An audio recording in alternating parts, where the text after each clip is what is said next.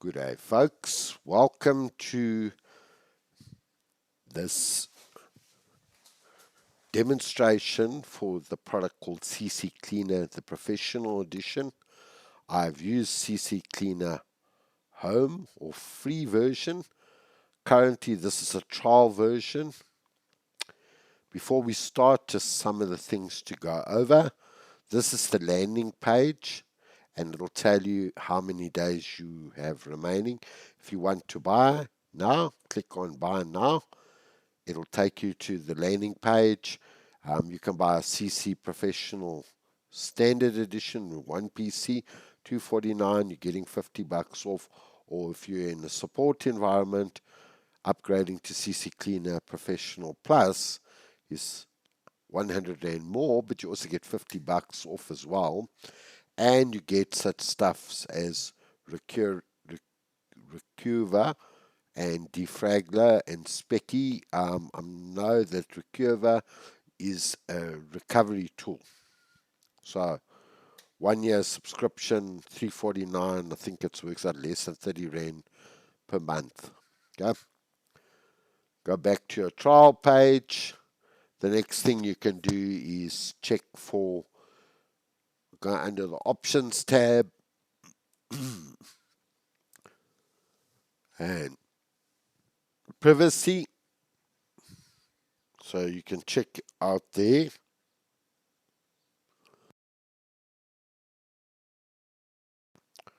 And then once you have gone through and taken off those options, which I don't want to see, the other one that I change is I don't want to just deal with files that are only 24 hours old. So you take off those two options. The other thing is I don't want to see a prompt for the backup registry, but for the purpose of the demonstration, I'm going to include it. Okay. Under users, I want all users. So, starting that, just give me a moment.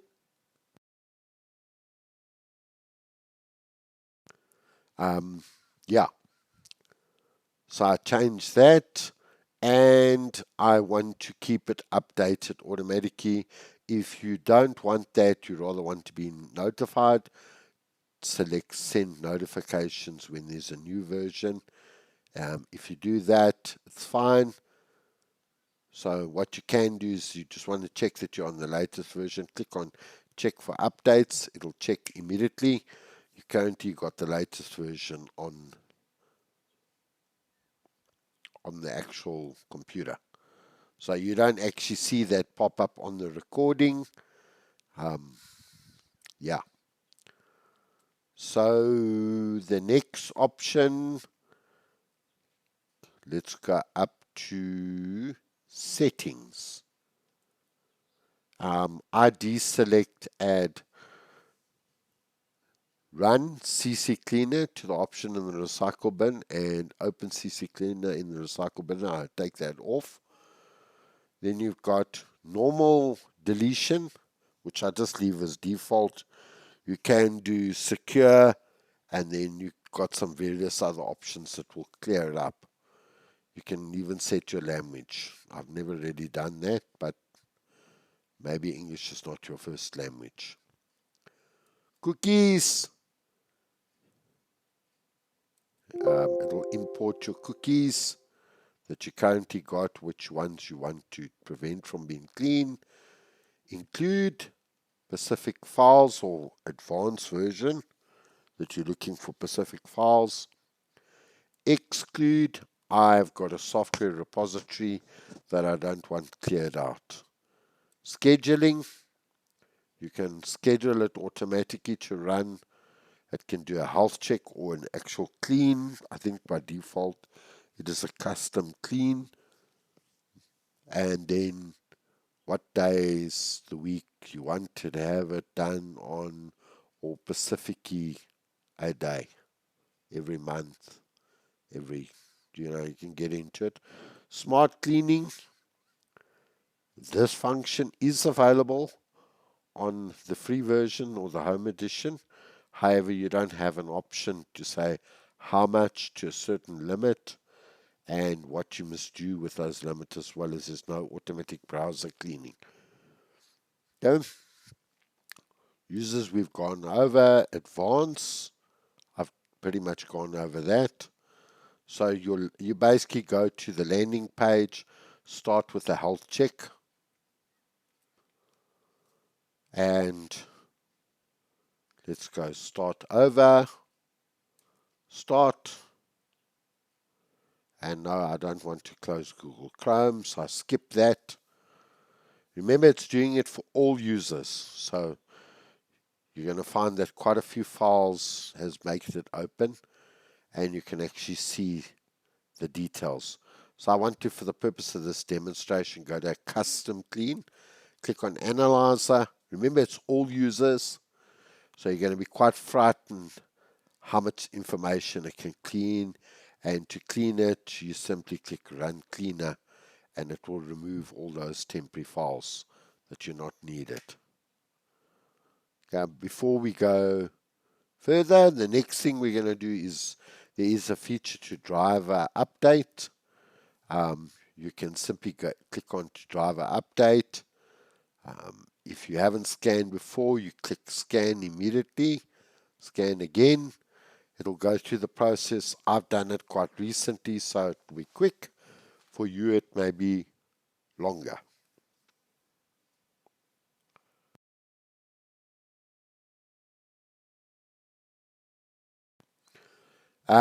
My general rule, if it works, don't touch it. But what you can do is you can see if there are specific updates. If you go and Google what's the latest updates. Here's a nice thing is you got fix a problem. You click on help me and it will show you you're having a problem. So one of the common problems that I know of, if you've got a generic driver installed for your display, either your laptop or if you're on a computer workstation, sometimes it can install a generic driver. So click on monitor display, okay, see all relevant, and then it'll tell you what's the card that you have installed, and you can go from there. Sometimes I've had the mouse or the trackpad is not working, Wi-Fi is not working. Again, click on Wi-Fi, see relevant drivers. You've got Bluetooth driver installed, and your connectivities, you've got Wi-Fi. You can update it immediately if you want. So that's quite a nice feature. Then we move on to the registry. Now remember, because I've selected all users and you've never run it before, this process takes a lot of time. So remember, I've excluded my software repository, and in some cases, if you haven't run it, you're going to have to run it again. Quite a few times, actually. I'd say 2-3 times before you'll get rid of all those invalid registry entries.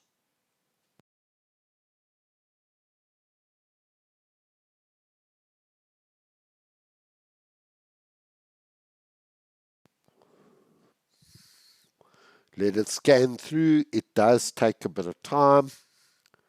Maybe keep yourself preoccupied with something else. Go and have a cigarette if you smoke or whatever you're wanting to do.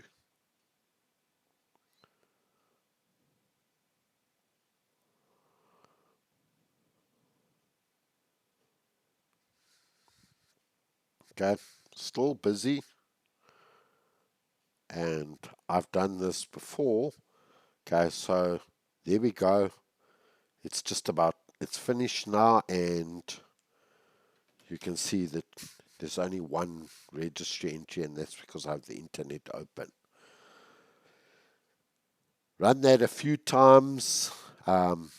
If you wanted to review it, say review. Now that's where you want to save the backup. You say yes. You save the backup registry entry, and then you can say fix issue, close. I don't know if you saw that window. I'm assuming you didn't. But then you can save it. If something goes wrong, you can at least go back and open the registry savings that you have. Under Tools, you've got the standard uninstall option. You can save it to file to see which all applications have been saved. You click on Save to File and you click Applications Installed. Don't know if you can see it. If you're having any problems, my suggestion is highlight the application you're having a problem with, hit the repair, and then go from there. Okay. Software update, as far as I know, I've not dealt with this, but I'm assuming it deals with CCleaner and the associated applications. Startup, again, you can go and see what tasks are in running. Remember, it's for all users, not specifically your user. Schedule tasks, same thing, content menu, and Windows services. Again, you can save it to file. You can click advanced mode and really get in detail. If you're not sure what the services are doing or what your content and schedule tasks, I suggest you just go to Google and browse and do a bit of research before you do something. Browser plugins. It's going to pick up all the browser plugins for all the users, and there's also one for Google Chrome. It'll pick up all the browsers and who's the user.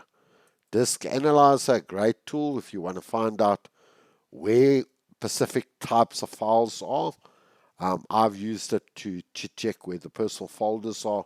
You highlight email and you say analyze, and once you've done it the first time, it'll come up quite quickly. It'll give you the location of those files, the personal folders, how much of your drive it's consuming, because these things get quite big. I've seen much bigger personal folders. Offline folders, you may want to back that up. Sometimes they've got drafts in it, but generally I would just back it up and keep it there just in case. Let Outlook create, or the email application create, their own offline folder. If the drafts are missing, you can always revert back. Duplicate file finder. It's self-explanatory. You can go about name, size, modified date, content, size. You can include, exclude. Exclude, you would say, okay, for example, I don't want to have my software repositories modified. And then click search. And then if you manage to mess it up, you can just hit reset. Okay. System restore. I actually just created a new system restore just before I started this video. Remember the last one, you cannot delete for obvious reasons. Every time you change your system, updates, install application, or manually create a restore point, they will be listed here and when it occurred. Sometimes updates are deployed to your system and they're causing problems. You can always roll back to before that update was released. Okay. If you wanted to delete a restore point, which I can do like that, you click on remove and it'll delete that restore point. If you're not sure how to create a restore point on Windows, simply go to the start menu and check it out how you do it. Okay. Drive wiper. This is quite a nice feature if you want to clean up your hard drive. It's not really recommended for your operating system hard drive. Let's say you got a stick in or you got an external hard drive and you want to clean it up. Remember, there are some folders I've excluded from it, which is the software repository, and then there are various options which you can basically check. There is a feature to erase all data on the drive. Again, I actually think it's actually, you can't do it on your root directory there. It's actually grayed out. So if you do free space, your main drive will become available. If you said erase all data, that function is not available. And then there's some four various options. Yeah, quite a nice feature there. And that just about does it for this video. If you're not a member of my YouTube channel, please subscribe. Hit the notification bell. Feel free to leave any comments, suggestions, and thanks for your time.